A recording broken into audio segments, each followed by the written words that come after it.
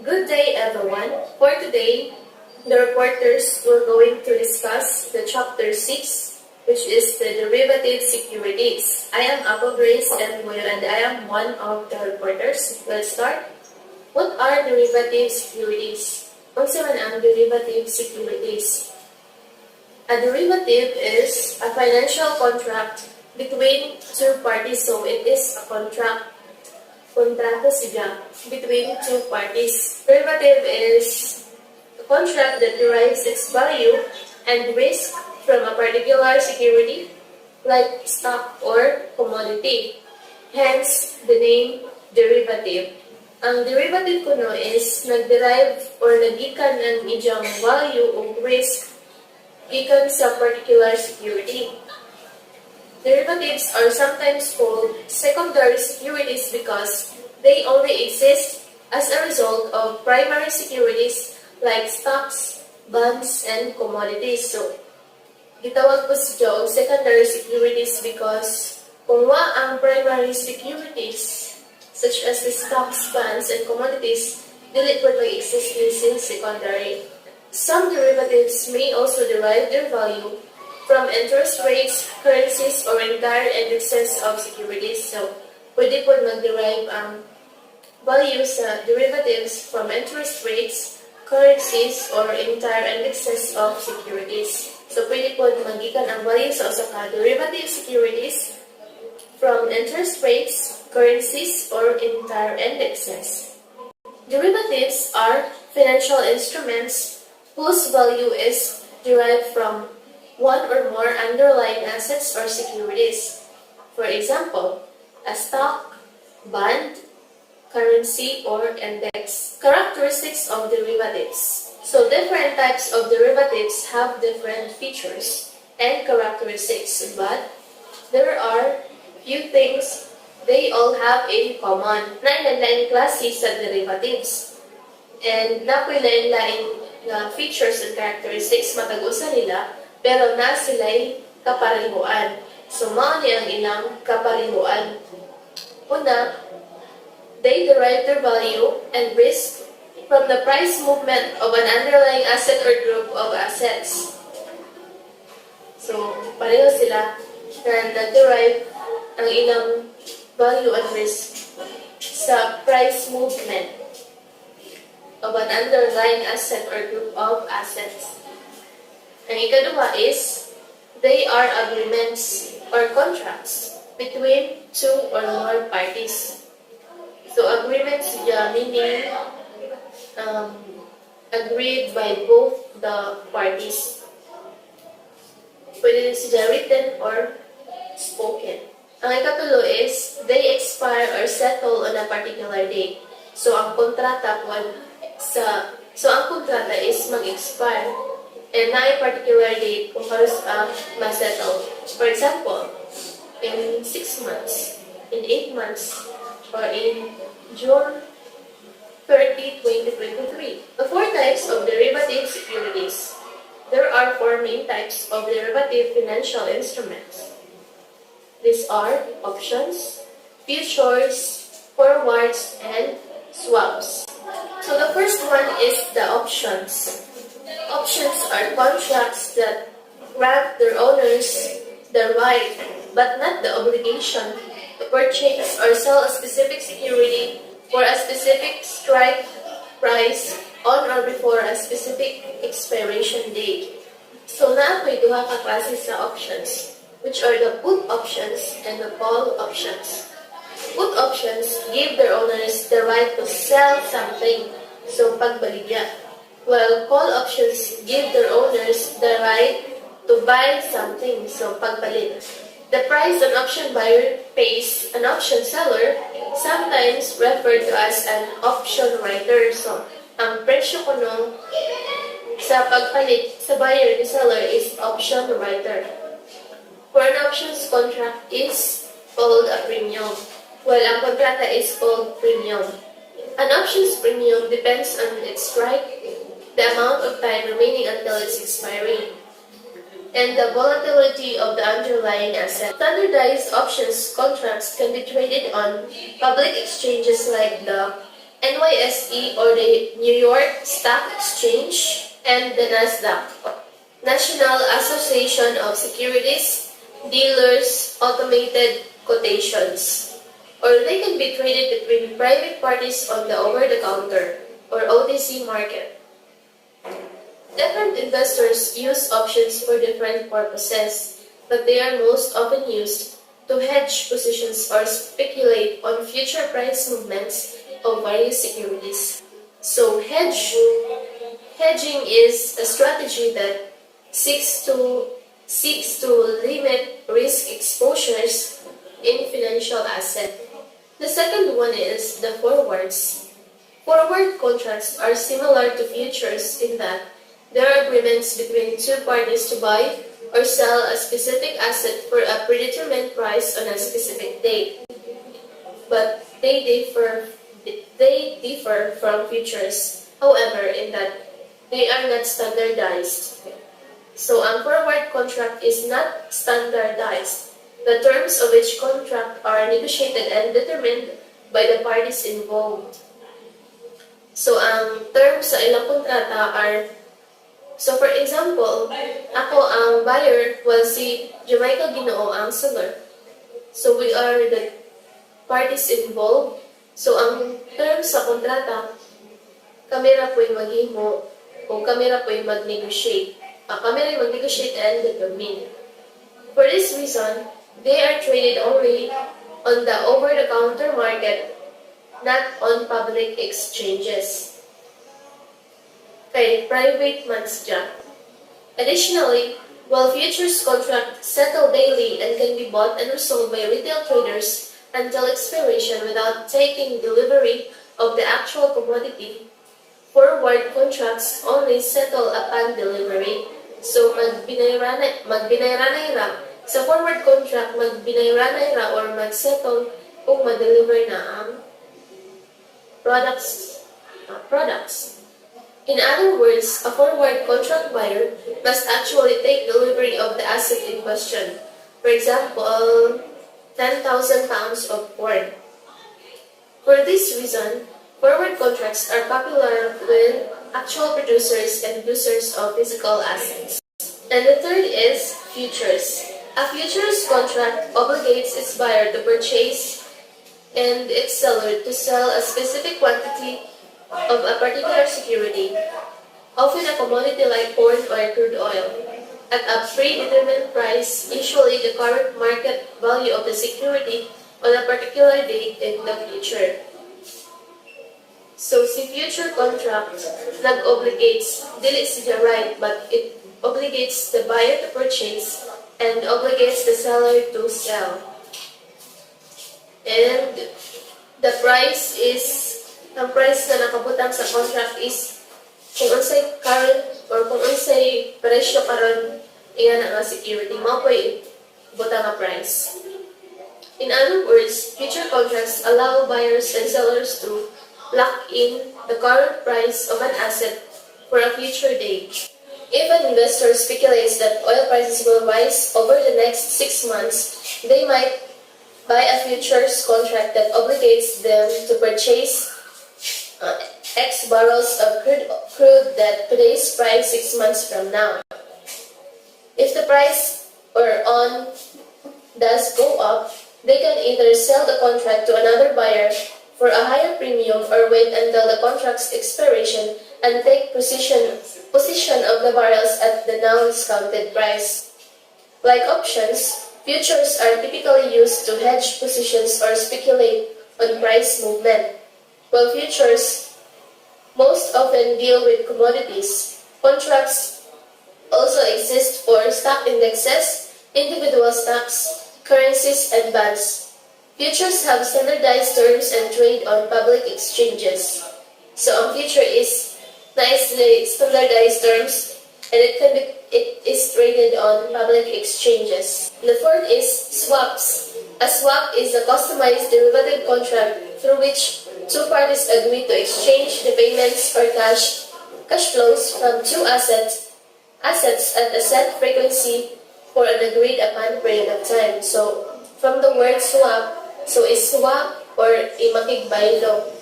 makigbaylo of payments or cash flows. These contracts are negotiated privately, usually between businesses and or institutional investors, as opposed to individuals via the over-the-counter market. So one payment or cash flow is typically fixed, while the other varies depending on some factor. Examples include interest rates, currency exchange rates, stock index values, and commodity prices. Fixed versus variable interest rate swaps and currency swaps are among the most popular types of swap contracts. So why do investors trade derivatives? Businesses, institutions, and investors use derivative securities for a wide variety of purposes. So daghang mga tumong. Hedging and speculation are probably the most common. Here are the few examples of how derivatives might be used in the real world. For example, a plant that uses crude oil in the production of plastics might purchase a forward contract to lock in the current price per barrel to ensure that their supply won't be disrupted if oil later jumps to a price that is too high for the production to be profitable. So for example, ang usa ka planta nga magamit og krudo para mag-produce sa ilang production sa plastics. So, mo-purchase ang entity of forward contract para i-lock in ang price. For example, ang presyo karon per barrel is, for example, is 1,000. 1,000 per barrel. So, mo-purchase sila of forward contract nga, mo-purchase sila of 10 barrels of crude oil.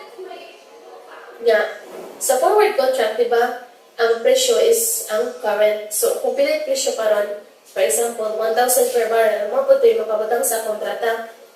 Kay kani, pang panagang ni, kay ang entity na nagpas nga mutaas ang kalikra, musaka ang presyo sa crudo in the future. So, it is an advantage to the buyer. Ang purpose nila is para masigurado nga dili maapektuhan ang ilang supply sa pagtaas sa presyo. An investor who believes a certain technology company stock drop within the next 6 months because the company's new management team is likely to misuse its cash flows might write or sell call options with a strike price equal to tech company's current market price that expire in 6 months.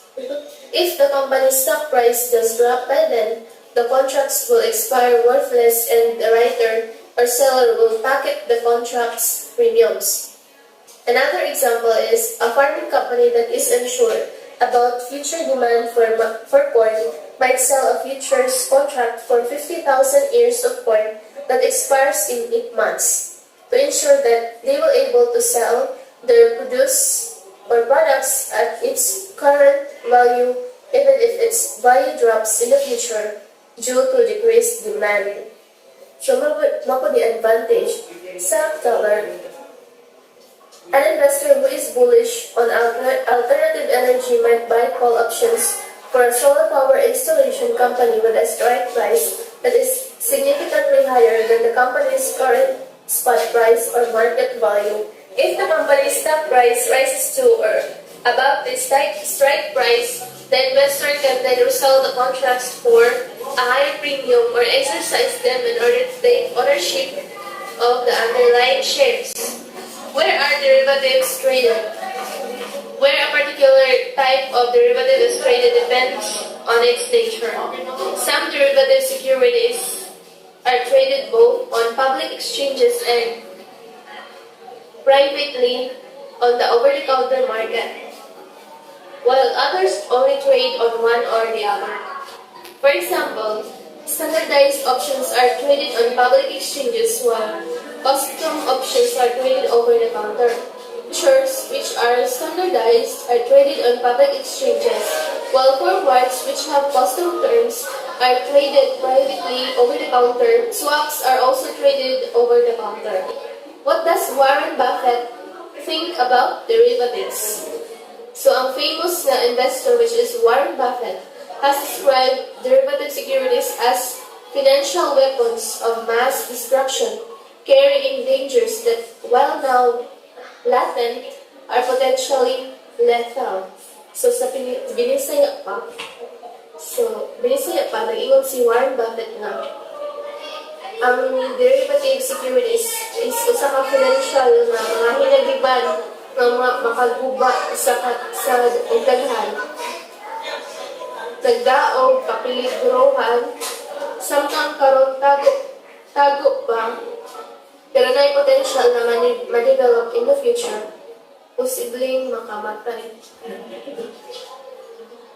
While the derivatives market is more regulated than it once was, and Buffett himself occasionally trades derivatives through his company, Berkshire Hathaway, he nevertheless referred to the asset class as a potential time bomb in the system if you were to get a discontinuity or severe market stress in 2016. My topic is all about valuation of options. An options premium is comprised of intrinsic value and extrinsic value. Intrinsic value is reflected of the actual value of the strike price versus the current market price. Extrinsic value is made up of time until expiration, implied volatility, dividends, and interest rate risk. A call option is in the money when the underlying security price is higher than the strike price. A put option is in the money if the underlying security price is less than the strike price. So option, as well all know, is all about buying a contract. These include buyer, a seller of an option. A buyer of an option contract has rights. On the other hand, seller of an options contract has an obligation. Options price is primarily made up of two distinct parts: intrinsic value and time value. Only in the money option have intrinsic value represent the difference between the current price of the underlying securities and the option exercise price or strike price. Essentially, intrinsic value insists if the strike price is below the current market price in regard to cost above per puts. So, intrinsic values any give an option would have if were exercised today. Basically, the intrinsic value is the amount by which the strike price of an option is profitable or in the money as compared to the stock price in the market.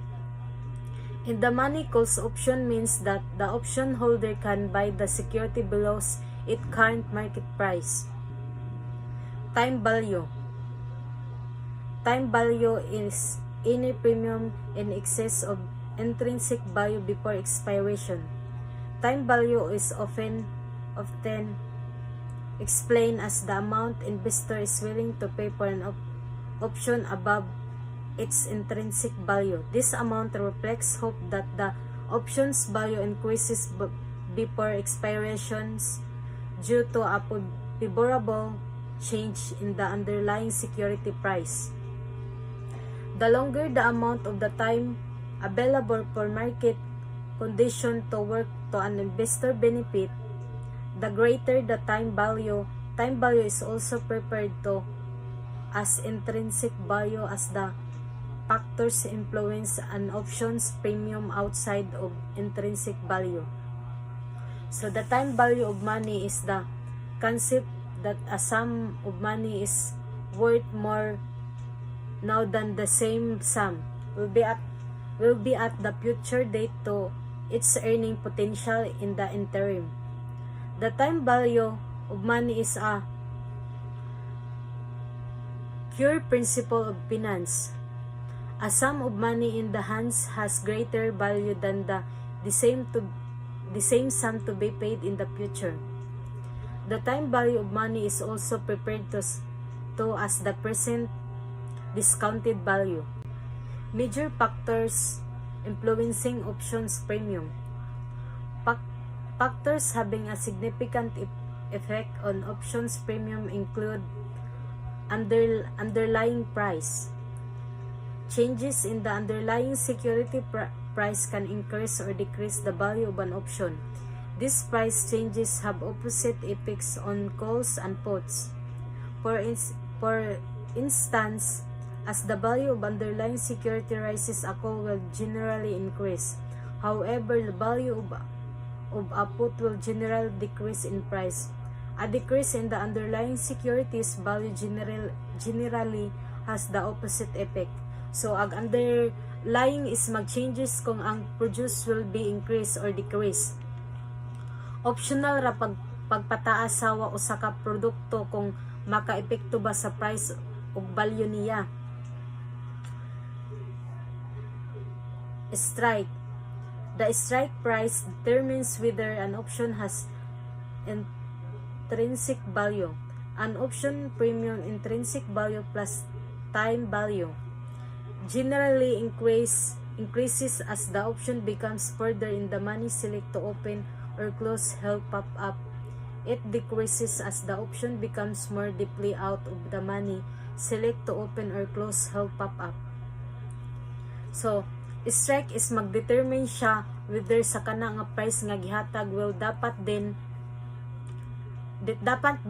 siya mag-increase para dali malugi or close ang usa ka negosyo. Time until expiration. Time until expiration, as discussed above, affects the time value component of an options premium. Generally, as expiration approaches, the level of an options time value decrease earned for both puts and calls. This effect is most noticeable with at the money select to open or close held pop-up options. So, time until expiration.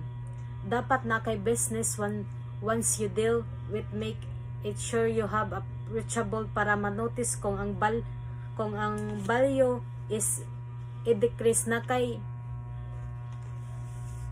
kung ma-reach out nimo di na makaya ma-close jud siya dayon. Next is implied volatility.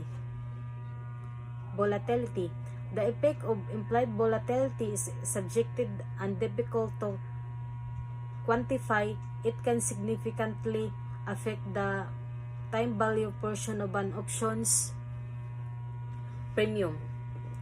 Volatility is measure of risk, uncertainty or variability of price of an option's underlying security. Higher volatility estimate indicate greater expected fluctuations in either direction in underlying price level. This expectation generally result in higher options premium to puts and calls alike. It is most noticeable with at the money options. So, implied volatility dapat is estimate or indicate pa ang mga price and level sa product. Once ma-measure ang aggress, pwede na siya ma-option kung higher ang demand sa expect na price kay ang implied ang product maghimo og pagkasira or malugi ba ka. Last topic is the effect of an underlying. The effect of underlying securities dividends at the current pre-interest rate has a small but measurable effect on option premiums. This effect reflects the cost to carry shares in underlying security. Cost of carry is the potential interest paid for margin or received from alternative investment, such as treasury bill and the dividends from owning shares outright. Pricing takes into account an option held value, so dividends from stock and interest paid or received for stock positions used to hedge options are a factor. Dividends and risk pre-interest rate have a lesser effect. An option is a derivative of its underlying security is comprised of contract terms. The price of the option will increase in value of the terms of the contract are more favorable than the market, and if there is an anticipation or more time for this to occur. For example, one EBC $100 call represent the right to purchase 100 shares of EBC at $100 at any time up to the expiration date.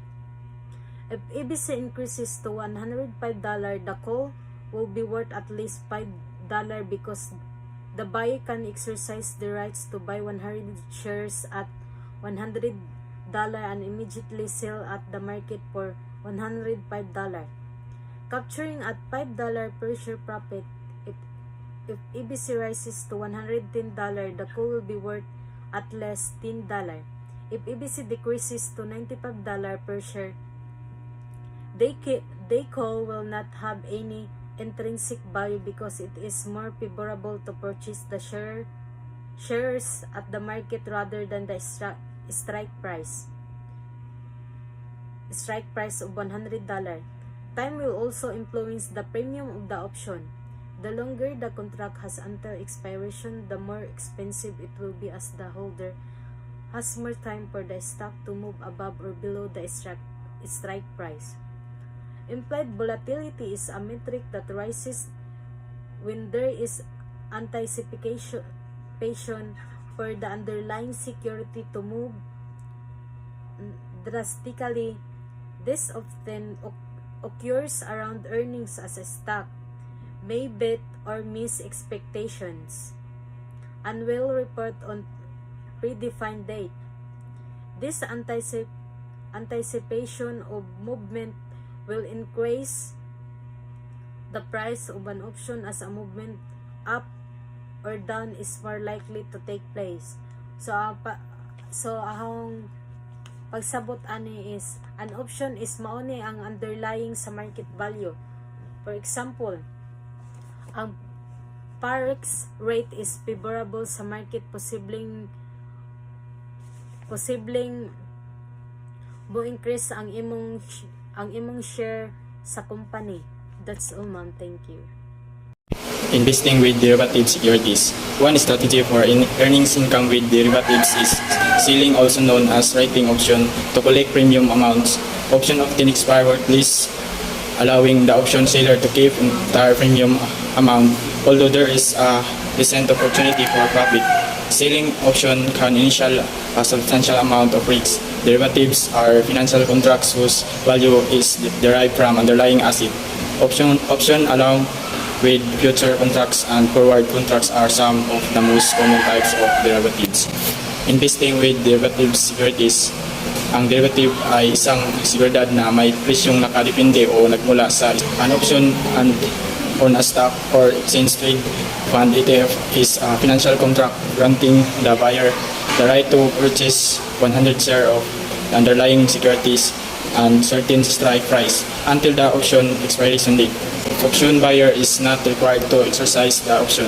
The seller of the option is collecting a premium as compensation for the obligation to deliver the shares to the option holder. If option is exercised by selling option, an investor can collect premium amount as an income stream.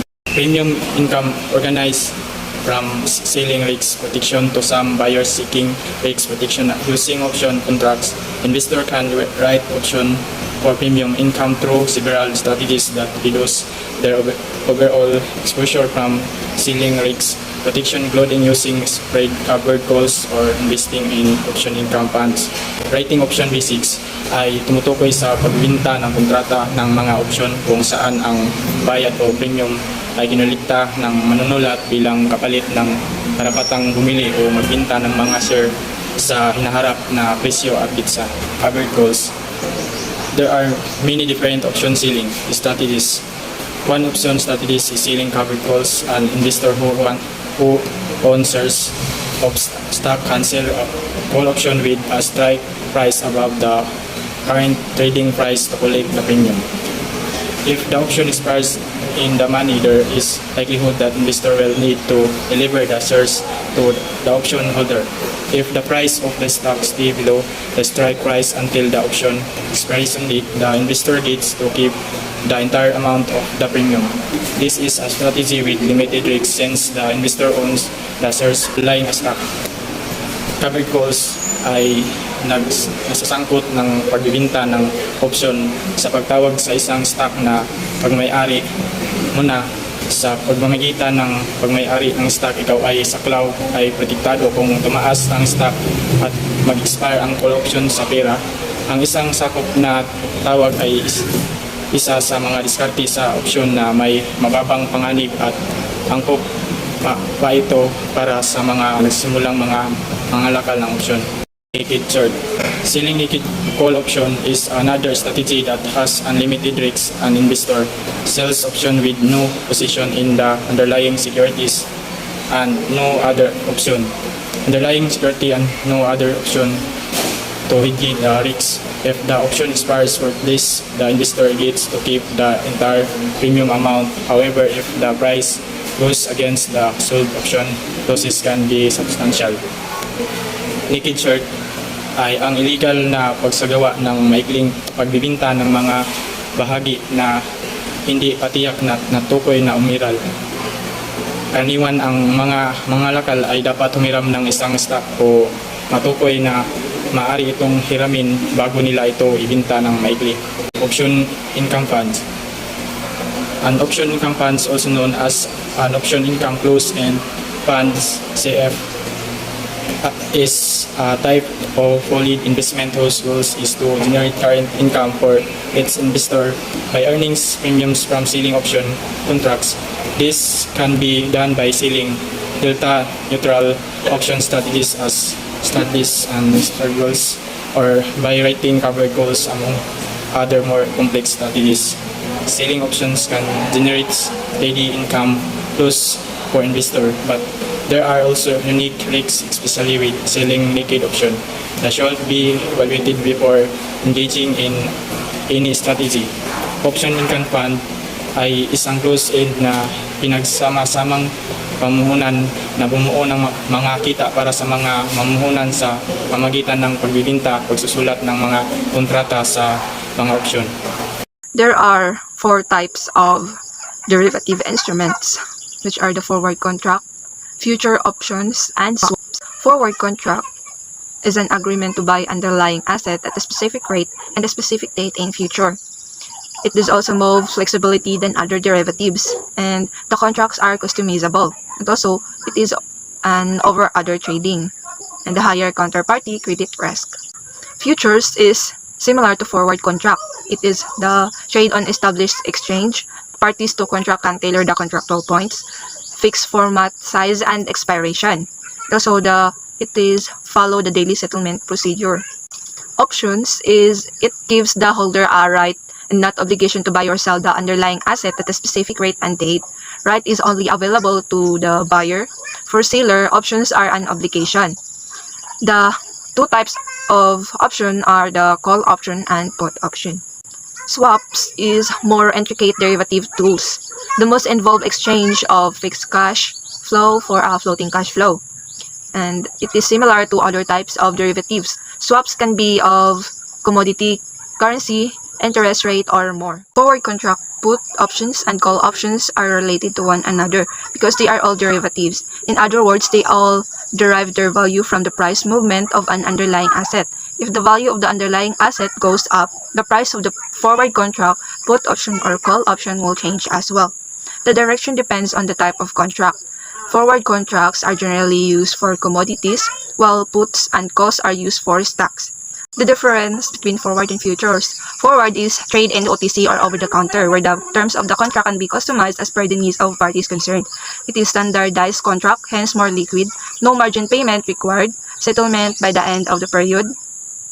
Markets are not transparent, no market-to-market daily, no prior delivery, and no profit or losses released daily. While the future is only exchanges or through CH. Customized contract, hence liquid. Required margin payment. Follows daily settlement.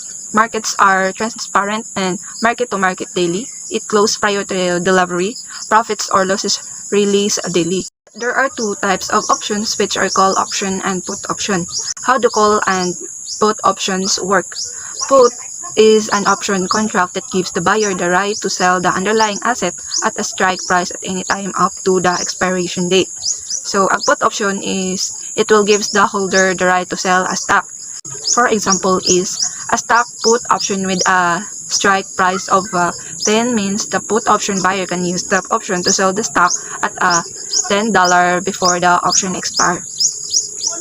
Well, call option is an option contract that gives the buyer the right to buy the underlying asset at a strike price at any time up to the expiration date. Call option is it will give the holder the right to buy a stock. For example is a stock call option with a strike price of 10 means the option buyer can use the option to buy that stock at $10 before the option expires. The difference between warrants and convertibles. Warrants and convertibles are a type of derivative investment securities. Both of these types of options give investors a right to further invest in certain securities of the company.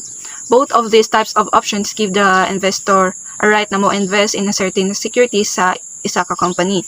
Specifically, a warrant gives investors a right to buy an underlying asset, security at a certain rate in the future.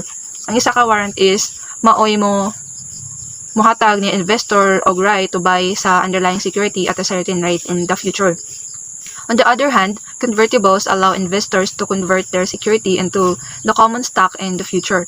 Ang convertible is gi-allow ni si investor na mo convert sa ilang security in the common stock in the future. Thus, both these securities help investors maximize their returns and are the available investment option. These both securities help sa investor na ma-maximize ang ilang kita og sa ilang available investment option. But both of these options are not the same. Hence, it is important how these two instruments should be used and the purpose thereof. Therefore, investors should know and appreciate the difference between warrants and convertibles. Warrants is also gives investor a right to buy the underlying share, bond, or the any other security at a certain future date and at a specific price. However, investors have no obligation to buy the underlying security at that time and at that price. Moreover, if the investor decides to exercise the warrant, then they need to pay the pre-decided money to buy the stock or security or the instrument. Many features of a warrant are the same as that options. So, it gives the investor a right na mopalit sa underlying share, bond, or any other security at a certain future na date o sa specific na price. However, ang investor is walay obligation na mopalit ana na time o ato na price sa underlying security that time. So, if ang investor is mo decide na gamiton ang warrant, then si investor is need na mobayad sa pre-decided na money para mapalit nila ang stock or ang security. Every warrant carries the information and the number of underlying securities an investor can buy and at what price and at what date. The time period of a warrant varies and could be several years. Investor can trade warrant as well, and their value depends on two things, time and intrinsic value. The value of a warrant will be more if the time left until expiration is more. Similar will be the situation of the warrant value if the market price of the underlying security is more than its exercise price. So, every warrant is nagdala og information sa number sa underlying securities kung unsa ang mapalit ni investor, kung pila ang presyo og unsa na date. Ang time period sa warrant is possible na mag-usob-usob og pila ka years. So, sa investor is pwede mo pod mo trade. Ang value sa warrant is gibuo sa duha ka butang, which is ang time o intrinsic. Ang mas taas na oras na nabilin hangtod ma-expire is mas mudako ang value sa warrant. convertible is, on the other hand, convertibles gives investor an option to convert bonds or preferred stocks into common stock in the future, again at specified date and a price. Usually, companies that want to raise quick capital or do not have access to traditional financing option use this type of security. Ang mga convertibles gives the investors an option na in-convert ang mga bonds or sa preferred na stocks into a common stock in the future, again at a specified na date o price. Kay usually, ang mga companies na gusto na mapadali na makalikom og capital or ang walay access sa traditional na options sa financing is magamit in this type of security. A company uses a conversion ratio to determine the number of common shares an investor will get a place of the bond or preference shares. Further, the instrument can be fully convertible. The entire bond will get converted and the existing security will stand discharged. Ang company is mugamit og conversion ratio na para ma-determine ang number sa common shares na makuha ni investor. So, ang instrument can be convertible, which is ang entire na bond will ma-convert og ang existing na security is ma-discharge. Or it can be partially convertible. Thereby, a portion will get converted to common stock and the leftover value will continue to remain as the bond. The total value of the bond stands reduced to extent of the conversion. Difference between warrants and convertibles. Warrants and convertibles are a type of derivative investment securities. Warrants give investor a right to buy an underlying security at a certain rate in the future, while convertibles allow investor to convert their security into the common stock in the future. So, the difference between warrant and convertible, their key factor are time frame, cash outflow, fixed price, detachable, and intrinsic value. Ang warrants it has short-term investment, need to give more money to acquire shares. This price remains fixed until the expiry. It can be traded separately, don't have any intrinsic value. While convertibles is a long-term investment. There is no additional cash outflow to acquire this. This is no fixed price in the case of convertibles and can be traded separately. And also, it have their own intrinsic value. There are 5 major reasons for issuing warrants. First is to increase marketability of securities. If there are chance na mulo ang subscription sa fixed income securities kaysa sa warrant, it can be attached para sa securities. Kay tungod maoy naghatag og right na mupili to buy the common stock ang investor. Ang investor is ma-engineer ang capital na nag-gain when the price sa stock mutaas. Second is to reduce cost of capital. Kung ang warrant is naka-attach sa fixed income securities, ang value sa capital is maaring mas mababa kaysa sa non-warrant securities. Kay, kung dili available ang warrant option unya ni sa company og pondo, tangan mag-issue og utang or ang preferred stock cost will be higher. The third is to avoid dilution. Sometimes ang utang and preferred stock financing can be undersubscribed.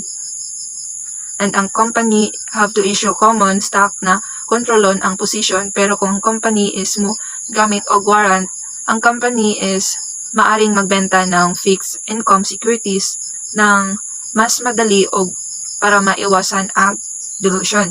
Fourth is future cash inflow. Ang warrant is nagpa-provide og another na opportunity na pagpasok sa cash sa unique future sa pamamagitan ng paggamit sa warrant. Ang company is makareceive og karagdagang pondo gikan sa paggamit sa warrant, which is maoy magpatunay na beneficial ag warrant para ma-fulfill ag additional funds na kinahanglan. And lastly, deferred equity financing. Ang warrant can permit a company to sell a common stock sa presyong mas taas sa presyong nangibabaw at the time of original issue.